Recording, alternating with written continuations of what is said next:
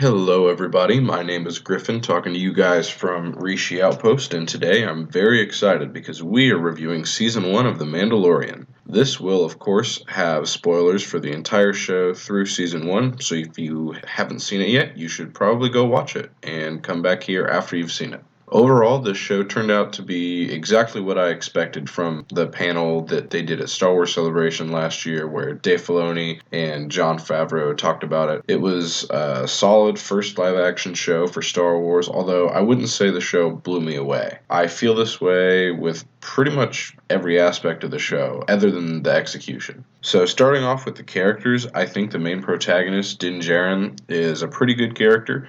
He has a decent, albeit predictable arc of learning to look beyond what is best for himself and helping others in need. He has well-defined strengths, but still struggles to achieve his goals and is overall surprisingly compelling considering the fact that he's wearing a helmet throughout almost the entire show. And this really is an impressive feat from a directing standpoint. And to be fair, he's no Luke Skywalker or Han Solo, but he has a lot going for him, and I really do feel like I want to root for him in each episode, and I'm excited to see him in Season 2. So then we've got the child, aka Baby Yoda, though don't expect me to call him that again, as we well know that is not Yoda as a baby. But of course, he's adorable, and he works as a really great way to balance out the cold, faceless exterior vibe that Mando gives off and really humanizes him. I'm really interested to see what these two characters are up to in the next season. Many of the show's side characters are pretty cool, but most of them aren't in very many episodes, which isn't necessarily a bad thing. In particular, I really liked the Ugnaught, Kuiil, IG-11, and Cara Dune. The new major villain who comes in during the final two episodes, Moff Gideon, was really cool, and I'm excited to see him in action more next season, as well as perhaps to learn how he obtained the Darksaber.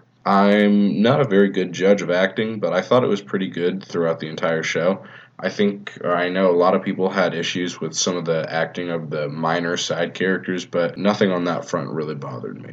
The story of the show was very standard, but it was executed well. All of the Western tropes being used were a lot of fun. I do wish the story had been a bit more surprising, though, especially at the end. I do kind of expect season finales of shows to surprise me, and this one definitely did not. Although, I'll certainly take a good story with good characters that's predictable rather than one that undermines its plot and its characters simply for the sake of surprising me.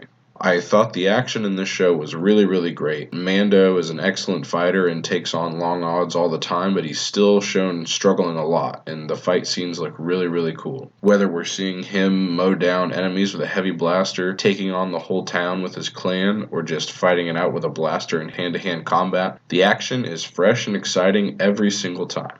I still think the show is executed almost perfectly. It is absolutely beautiful, from the effects to the acting and the unique music, which still has the Star Wars feel. It just is really great to see Star Wars in live action, even on the small screen, and it still feels like it's in all of its glory like it is in theaters.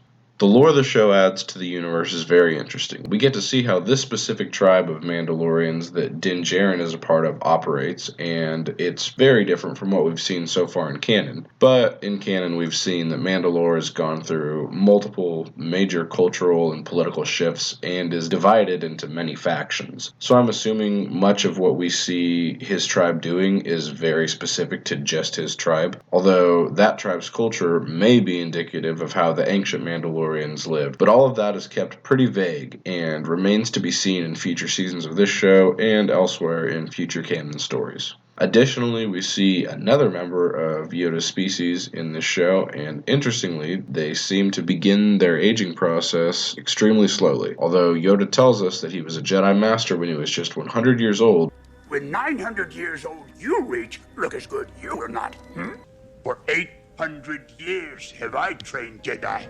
Which means the child has some growing to do to get to adulthood in the next 50 years. Although I'm sure their biology works differently from humans, so as long as they have a plan for how that works, it won't contradict what we know about Yoda species from the movies. So overall, I've been pleased with the first season of The Mandalorian. It's a nice, original concept in Star Wars, even if the story isn't particularly original. And it's made by fans of Star Wars who understand this franchise and what makes it work. It's been really great to see the fandom unite around this show, especially considering how divisive the new movies have been. I really hope that the other shows that come to Disney Plus in the future have the same effect. While I will say the show hasn't really blown me away yet, right now it's just good to get a new good story, and we can build from there.